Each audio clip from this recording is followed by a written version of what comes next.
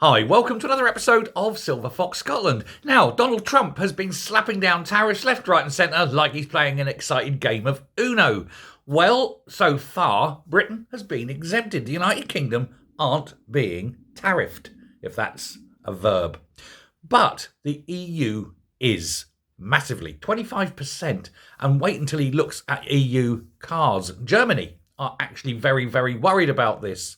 The German car market, for example, is very reliant on its exports, of course. And if exports to America dry up, they'll have to rely on the biggest buyer they have, us, the British. Weird, isn't it?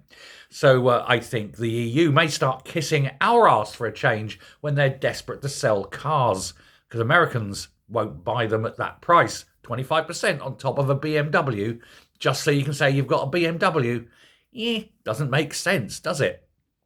That said, there's only one sort of cheaper German car that ever made it big in America, and that, of course, was the Beetle and the Beetle bus. Basically, that was it. But they're quality cars, they're top-end stuff, the Mercs and the Beamers, they sell ever so well, don't they? However, this, of course, means that there's a major problem for Swinney and the SNP. They're desperate. They want independence so they can join the EU. Well, imagine 25% tariff on your whiskey.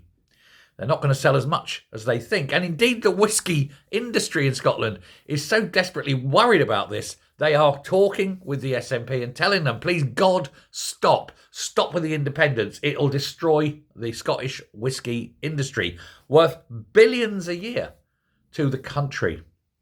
This is an example of people making decisions for which they are not qualified because they're too damn stupid.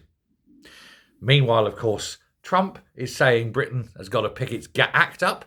He's considering tariffs, but only if Britain continues down the path it's going. In other words, get rid of Keir Starmer and the Labour Party, and you won't get a tariff.